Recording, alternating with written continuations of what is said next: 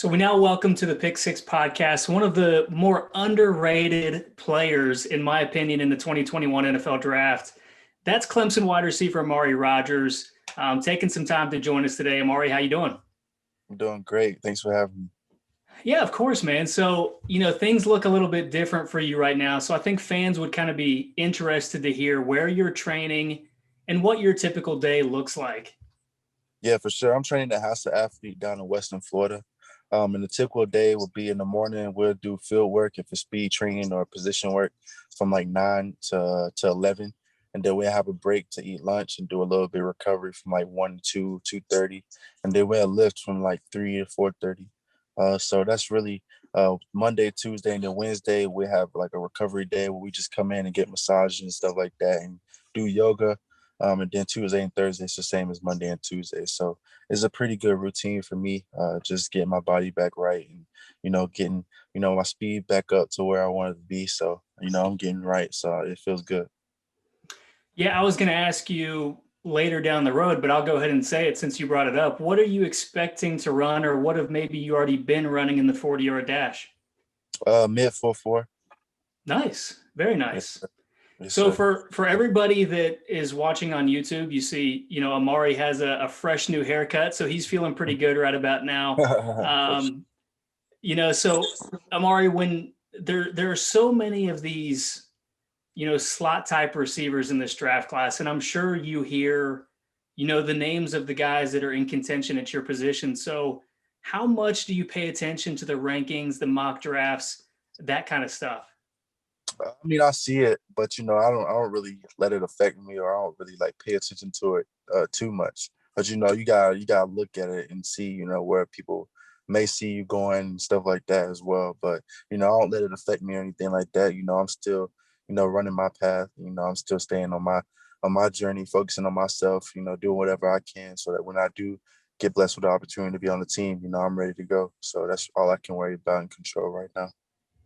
Yeah, and I think that's the right mindset because at the end of the day, the rankings, the mock drafts, that kind of stuff, you really can't concern yourself with it because it's not going to change until you get back on the field. So Exactly. when you are trying to, tell teams why they should pick you in the draft, when you compare yourself against, Florida's Kadarius Toney or Ole Miss's Elijah Moore, those type of guys, what are you telling teams to kind of help sell yourself?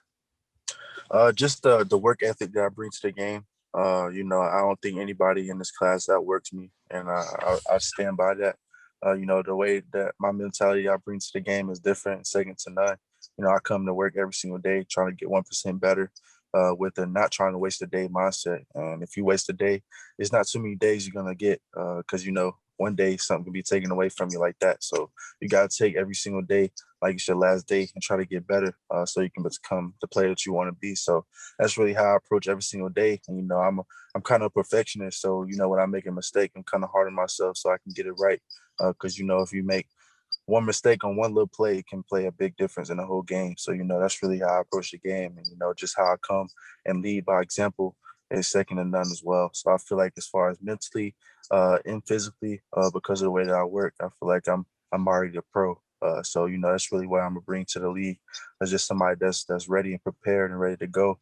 Is gonna do anything to help the team win. Yeah, no question. And you talk about being a pro. Obviously, your father, was T. Martin, was a really successful college player. How much have you been able to take from him, and what kind of advice has he given you? Yeah, I've taken a lot. Growing up, he was always there, critiquing me and stuff like that. Just being the coach that he is, through high school and even through college, sending him one-on-one tapes and learning from him and helping him coach me up and stuff like that. So it's always good having somebody in that corner that that's been there, and that's coached at the highest level of the game, so he knows what he's talking about. So it's really a blessing just to have somebody like that in my corner that I know wants the best from me, and he's seen the best. So you're gonna get great advice from him. And every single time I have a question, I go to him and he gives me the correct answer. So it's really a blessing having him as my father. So, as a former quarterback, what kind of advice has he given you? I mean, is he telling you what he's looking for as a quarterback out of a wide receiver coming out of breaks? Maybe giving a little bit of separation, that kind of stuff. No, he's been coaching to the wide receiver position for like 12, 10 years now. So, he's kind of, in the receiver mindset now. He's not really in the quarterback mindset as much now. But, he still sees it from a quarterback perspective. But now when he coaches me, he's coaching it from a true receiver perspective because, he's seen it, he's coached it. And, he knows what it looks like. And he knows what it takes to get to that elite level. So that's really more the aspect he comes at is a technical standpoint, just being paying attention to the little things because those take you the furthest. Yeah, no question. I mean, that's an invaluable resource. Obviously you've got the Clemson coaches there at your disposal, but to have a family member that, has played at such a high level and has coached, the wide receivers, even within the SEC is again, invaluable. So, Right. when you reflect on maybe this past season, maybe your career, is there a cornerback that you remember that, was the most difficult that you faced in your career or this past season? Uh, I wouldn't say cornerback because I played mostly slot, so I was going against safeties and nickel Sams. So I'll say a safety. The safety is probably Kyle Henderson from Notre Dame. He's for sure the best player that I played against this past season. So I would say him just the way how athletic he is and how long he is. He's 6'3", 6'4".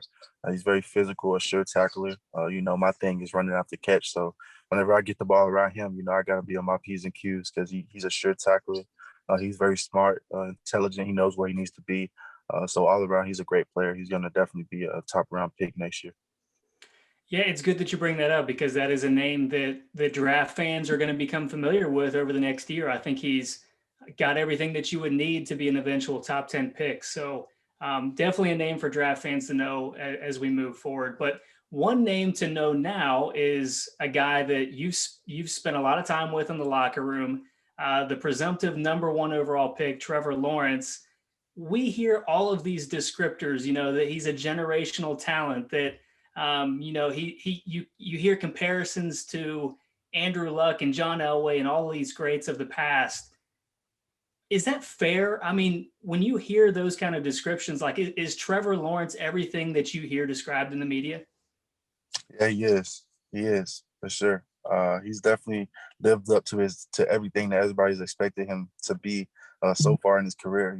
Even in high school, being a 5-star and then coming to Clemson to a top program, he proved everybody wrong. He came in, and, he still played at a high level early, all the way throughout his career.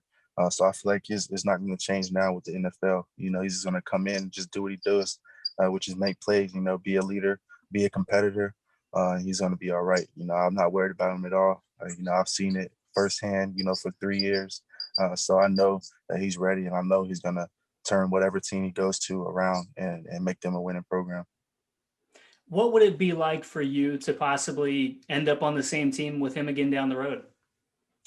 Shoot, that would be special. We already been linking up, so just keep it going. That would be amazing. That's my dog. In practice, we do all the extra work, so that's easy in the game. So I feel like if we were able to do that at the next level, it'd just be even more better because we're pros now. We just do football all day, and it's not just academics as well. So if we're able to link up and be able to study and learn from each other all day long, it'd be special. So I think college football fans have been familiar with your name for the better part of 3 seasons, but one name that we kind of got to know a little bit better this year is wide receiver Cornell Powell, a guy that, hadn't been thrust into as large of a role as what he received this year. So what did Mhm. you see from him this year and, how much he had grown from previous years? Just a playmaker, man. He's always had that in him, but he just finally got his opportunity. He stayed patient, he stayed with it, stuck with it. He could have easily transferred took the easy way, but he stuck it out and just learned from the other guys that were playing in front of him. And then when his time came, he took advantage of it and he showed out. And now that he showed out, he's put himself in a perfect position to be successful at the next level as well. So I'm super happy for him. Me and him are kind of both in the same situation as far as not getting our opportunity to show what we really got into our last years. So the fact that we were both able to stick it out and just put all of our marbles all in at the end of our careers and put a great season out. That's just it's amazing. It just shows that if you just stick with it and you keep grinding, it'll come to fruition eventually. So you just gotta keep grinding it out and it'll come. Yeah, that's awesome. And, Clemson is making a really strong case to be wide receiver you here in a couple of years because, you talk about T last year, you've got you and Cornell this year.